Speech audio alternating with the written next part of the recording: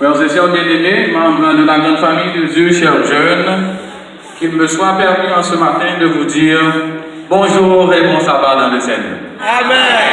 Frères et sœurs, que la paix et la grâce du Seigneur soient avec vous tous. Amen. Chers jeunes, bonjour. Bonjour. Chers jeunes, bonjour. Attention, Gia. Madame dit attention, regardez, on sait des jeunes en uniforme là, on va être en météo, prêt, pour si on dit garde à vous, pour camper. Il paraît que la jeunesse ici n'est pas au garde à vous. Qui t'aime font un petit test? Attention, Gia, qui sommes-nous? Ok. Nous sommes une génération transformée. Depuis samedi, nous étions là, frères et sœurs, pour proclamer le message du Seigneur. Et je crois que la semaine a été une semaine de bénédiction pour chacun de nous. N'est-ce pas vrai, frères et sœurs? Laissez-moi voir les mains de ceux qui ont été bénis au cours de la semaine. Disons gloire à Dieu, frères et sœurs. Merci Seigneur. Oui, pour moi, c'est une grâce de la part du Seigneur. Et à chaque fois que le Seigneur donne occasion pour me capable de dormir, pour me lever, ça fait me penser à texte, Lamentation 3, verset 22, et je cite, qui dit: les bontés de l'Éternel ne sont pas épuisées, ses compassions ne sont pas à leur terme, elles se renouvellent chaque matin. Oh, que ta fidélité est grande. En réalité, moi, toujours aimé dire ça, pas parce que moi-même c'est un exégète, pas parce que moi-même c'est un herméneute, m'a corrigé la Bible, mais les m'a regardé ça, bon Dieu fait dans la vie, moi, les m'a regardé, moi sorti, moi entrer, si c'est pas bon Dieu qui te contrôle toute bagaille, moi t'es capable de sortir, côté pasteur là pour venir ici en l'église là venir prêcher, moi t'es failli à un défaut quelconque, à un accident quelconque, mais le fait que bon Dieu permette que moi quitter la caille, moi venir ici, je suis capable de prêcher l'évangile là, pour moi-même, bonté, bon Dieu, pas renouveler dans la vie, moi, chaque matin, mais c'est chaque seconde qui renouveler. C'est d'accord avec moi, c'est chaque seconde, bonté, bon Dieu, à renouveler dans la vie. Lorsque moi-même, moi, t'as pensé à un message pour matin dans un contexte de jeunesse, puisque généralement, troisième sabbat est réservé à la jeunesse, mais t'as imaginé un texte qui est approprié à la jeunesse. Et dans la réflexion, l'Esprit de Dieu te dit, moi, prêcher sur le texte de 1 Jean, chapitre 2, du verset 13 au verset 17. Et je vous demande de lire avec moi ce texte encore une fois. Je vous écris, Père, parce que vous avez connu celui qui est dès le commencement. Je vous écris, jeunes gens, parce que vous avez vaincu le malin.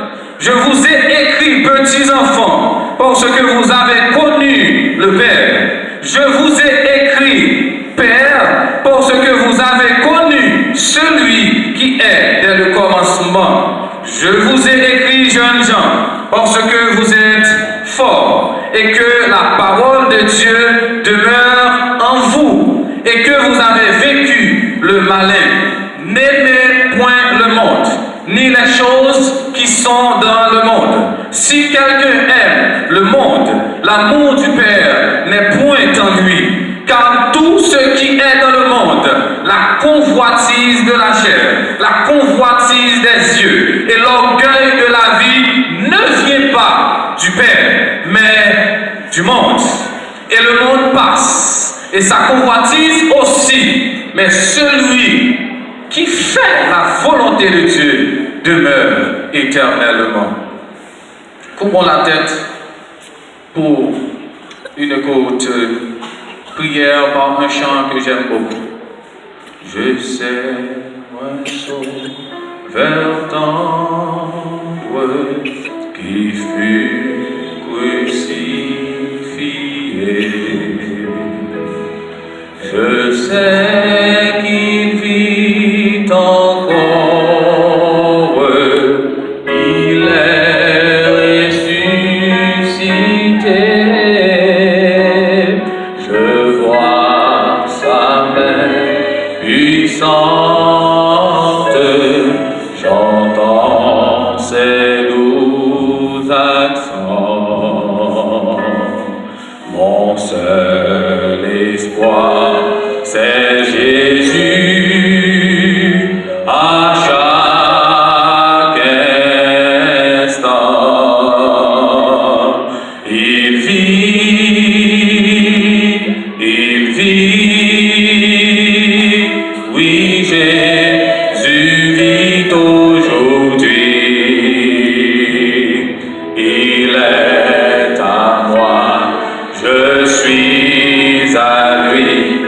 il est mon meilleur ami.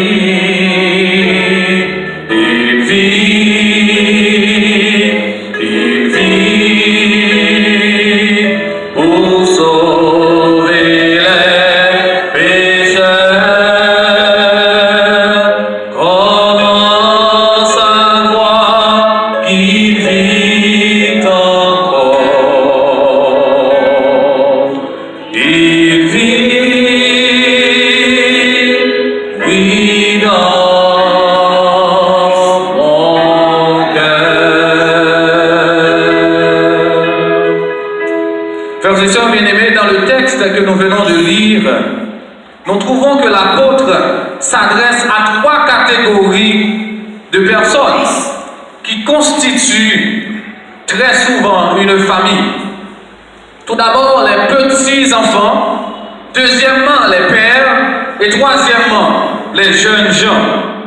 Et si nous devons attribuer un titre au message de ce matin, c'est bien un message à la famille. Quel est le titre, frères et sœurs bien-aimés?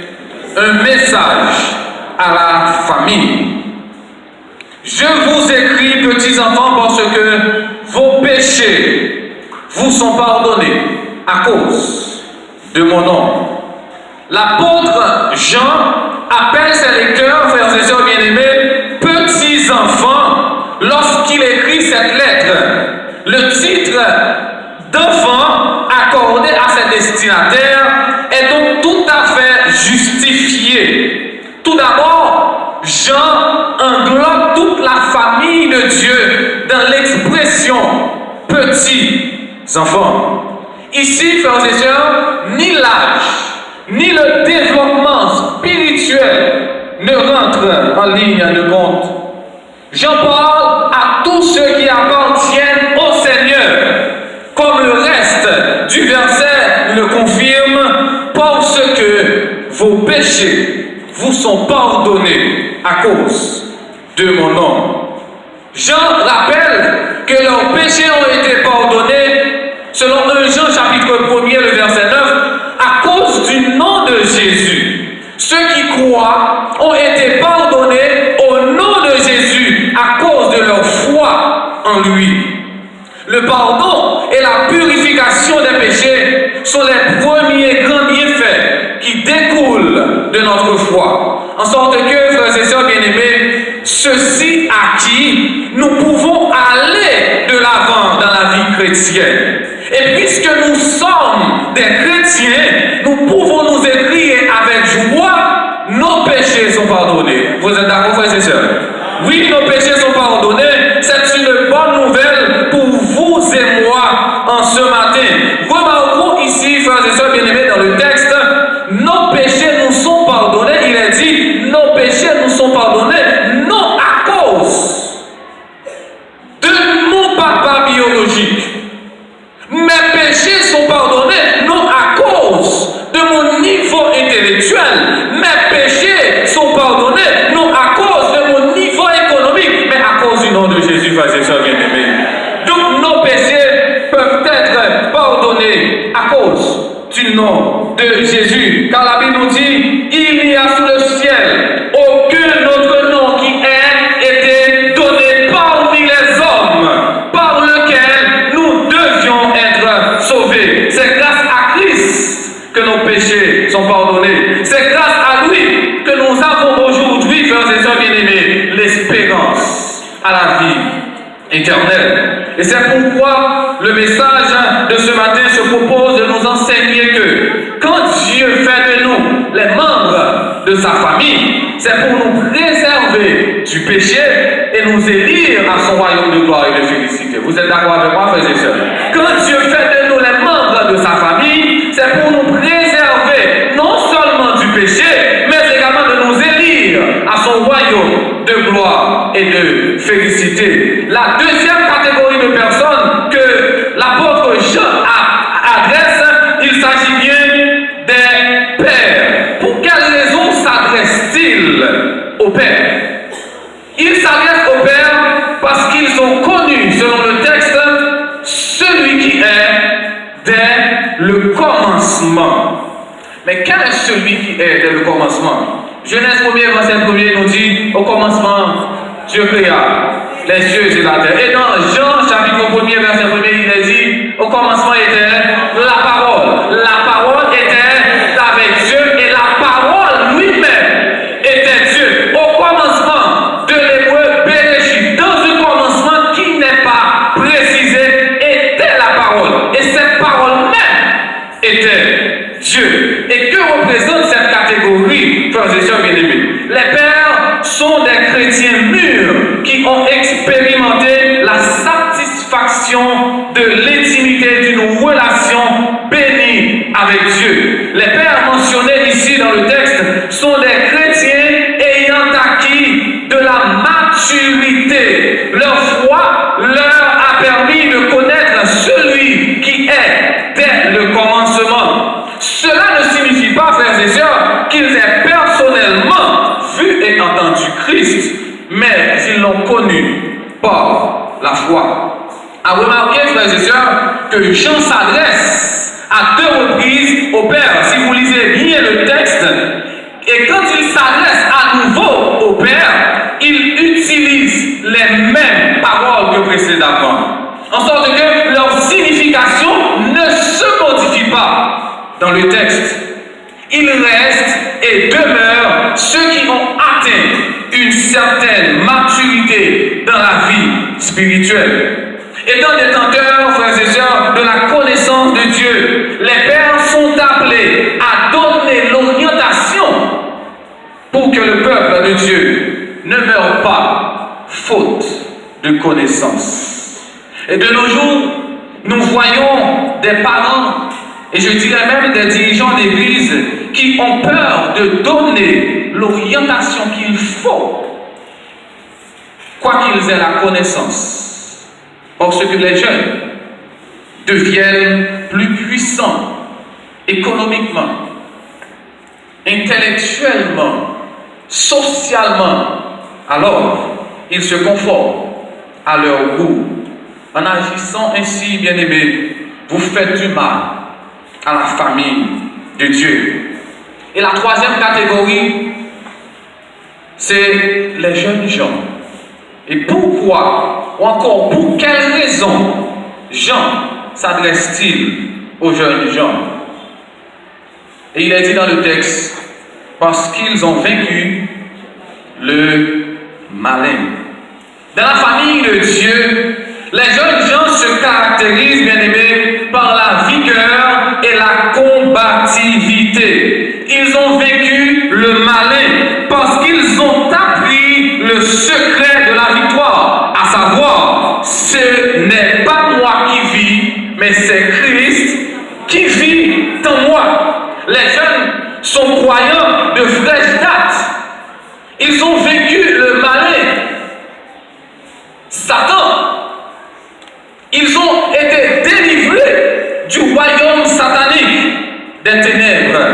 Les jeunes gens sont présentés comme ceux qui sont forts dans le Seigneur et par sa force toute puissante, ils ont vécu le malin parce que la parole de Dieu demeure en eux. Et par la déclaration de ce verset, nous voulons en ce sabbat matin, frères et sœurs bien-aimés, admettre la véracité du chant se trouvant au numéro 146 de nos hymnes et louanges, en sorte que pour triompher dans les combats, effectivement, nous n'avons qu'une force ici-bas, c'est la parole du Seigneur. Vous êtes d'accord avec moi, frères et sœurs?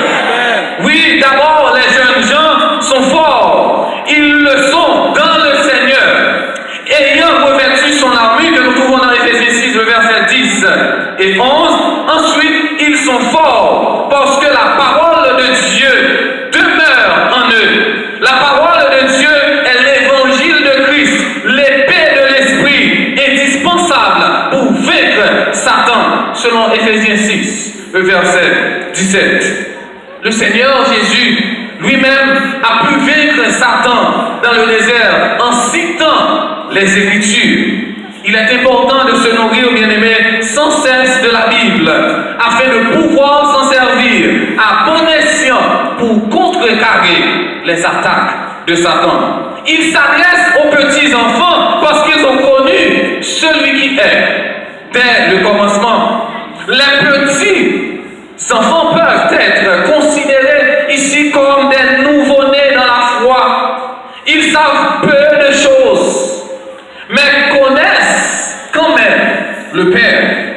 Ils ont accepté Jésus comme étant leur sauveur. Et puisqu'ils l'ont accepté, frères et sœurs, ils sont devenus enfants de Dieu, membres de sa famille. Car il est clairement dit dans Jean 1er, le verset 12, mais à tous ceux qui l'ont reçu, à ceux qui croient en son nom, Jésus a donné le pouvoir de devenir enfants de Dieu, lesquels sont nés. Nous disons Amen, frères et sœurs. Au verset 15, pour arriver au verset 17, il est dit, n'aimez point le monde, ni les choses qui sont dans le monde. Si quelqu'un aime le monde, l'amour du Père n'est point en lui.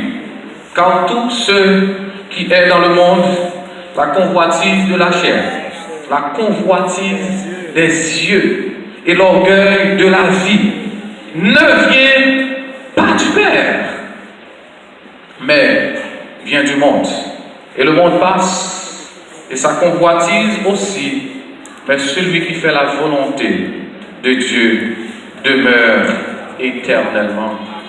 Ces paroles, mes bien-aimés, constituent l'écho de ce qui est écrit dans Romains 12, le verset 2, et je cite, « Ne vous conformez pas au siècle présent, mais soyez transformés par le renouvellement de l'intelligence, afin que vous discerniez quelle est la volonté de Dieu, ce qui est bon, agréable et parfait. » Les enfants de Dieu, frères et sœurs, les membres de la famille de Dieu sont mis en garde, ou encore nous sommes tous mis en garde avec vigueur contre le monde. Et c'est compris. Peut-être ce passage s'adresse-t-il principalement aux jeunes gens comme moi, sur lesquels le monde exerce souvent un attrait particulier. Mais il s'agit d'un avertissement qui s'applique à l'ensemble du peuple de Dieu. Le monde ici, frères et sœurs, n'est ni la planète sur laquelle nous vivons, ni la création qui nous entoure.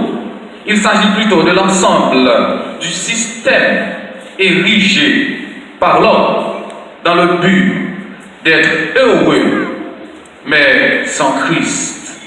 Nous sommes exhortés, bien-aimés, frères et sœurs, à ne pas aimer le monde, ni les choses qui sont dans le monde, pour la simple et bonne raison que l'amour du monde est incompatible à l'amour du Père.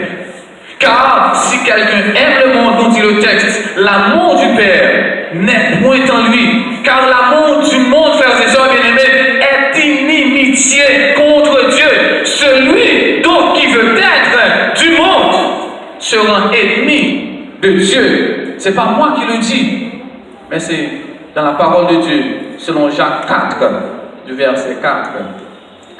Et il est dit, nul ne peut servir deux maîtres à la fois, en sorte que cette déclaration doit être la nôtre, que nous trouvons dans Galates chapitre 1er, le verset 10. Et maintenant, est-ce la faveur des hommes que je désire ou celle de Dieu? Est-ce que je cherche à plaire aux hommes? Si je plaisais encore aux hommes, je ne serais pas serviteur de Christ. Bien-aimés, sœurs et frères, il est important de comprendre en ce matin que tout ce que le monde a à offrir peut être décrit comme la convoitise de la chair, comme la convoitise des yeux et comme l'orgueil de la vie. La convoitise de la chair, frères et sœurs, se rapporte au désir sensuel issu de notre mauvaise nature. La convoitise des yeux se réfère au mauvais désir suscité par ce que nous voyons. Et l'orgueil de la vie se caractérise par une ambition profane pour la para et la gloire. Et ces trois aspects, frères et sœurs bien-aimés, ces trois aspects de la mondanité apparaissent très clairement dans le péché de Ève. Ces trois aspects apparaissent dans le péché d'Ève. Elle a vu que d'abord, l'arbre était bon à manger. Il s'agit là de la convoitise de la chair. Deuxièmement, elle a vu que l'arbre était agréable à la vue. Il s'agit là de la convoitise des yeux. Et troisièmement, c'était un arbre qui devait rendre sage. Parce que Satan a dit, le jour où il mangeait, Dieu a ploufri. C'est la convoitise de l'orgueil. Il s'agit là de l'orgueil de la vie. Et comme le malin, frères et sœurs bien-aimés, s'oppose à Christ et la chair à l'esprit, de même, le monde est hostile au Père. Les appétits sensuels, l'avarice et l'ambition ne viennent pas du Père, frères et sœurs bien-aimés, mais trouvent leur source dans le monde. La mondanité, frères et sœurs, chers jeunes, consiste à aimer les choses qui passent. Cependant, le cœur humain ne trouvera jamais satisfaction dans le matérialisme. Le monde passe et sa convoitise aussi. Quand une banque est en faillite, les personnes avisées n'y déposent plus d'argent. Quand les fondations d'un bâtiment chancellent, les constructeurs qualifiés suspendent leur action, en sorte que concentrer ses énergies sur ce monde se compare à quelqu'un qui réarrangerait les chaises longues sur le pont du Titanic en perdition. Ainsi, les gens sages ne vivent pas un monde qui passe. En ce sabbat, frères et sœurs bien-aimés, demandons à Dieu de nous permettre de vivre la certitude du pardon de nos péchés, afin de pouvoir grandir dans la connaissance de sa parole, laquelle nous rendra capables de lutter contre le malin, l'ennemi commun à nous tous. Je veux vous inviter, frères et sœurs bien-aimés, à chanter le premier couplet du chant Veux-tu briser du péché le pouvoir? La force est en Christ, la force est en Christ, car nous n'avons aucune force, si ce n'est que d'avoir notre force dans Jésus, le divin Sauveur, le ressuscité des morts et le Rédempteur de tous les âges. Veux-tu briser du péché le pouvoir? La force est en Christ, la force est en Christ. Si en ton cœur tu veux le recevoir, la force est dans le sang de Christ. Je suis fort, fort, oui, plus que vainqueur par le sang de Jésus. Je suis fort, fort, oui, plus que vainqueur par le sang de Jésus, mon sauveur. Juste avant de terminer le message de ce matin, il est important de savoir, mes bien-aimés, que la force de Gédéon se trouvait dans la présence de Dieu. La force du prophète Élie se trouvait dans son manteau. C'est ce que nous lisons dans 2 Rois chapitre 2, le verset 8. La force d'Élisée se trouvait dans le manteau d'Élie. La force de David était Jésus. La force d'Esther s'appuyait sur le jeûne. La force des apôtres dans le nom de Jésus. La force de Jean-Baptiste dans sa communion constante avec Dieu. La force de Jésus se trouve dans sa soumission à l'autorité de la parole de Dieu, bien qu'il soit lui-même Dieu. Maintenant, la question à vous poser en ce matin, où se trouve notre force? C'est qui côté force en lui-même liée? Et en réfléchissant à cette question, je vous invite à lire chez vous Romains, chapitre 1er, le verset 16. Et c'est là que nous trouvons notre force, qui est la croyance et la pratique de la parole de Dieu. Notre force se trouve non seulement dans la croyance, mais dans la pratique de la parole de Dieu. Il ne suffit pas de croire, mais il faut pratiquer. C'est en pratiquant, bien-aimés, que nous deviendrons forts. Jeunes de l'église du Temple 1, membres de cette église, aventuriers, éclaireurs et seigneurs, soyez forts comme le désire le Seigneur, et que le Seigneur vous bénisse. Amen.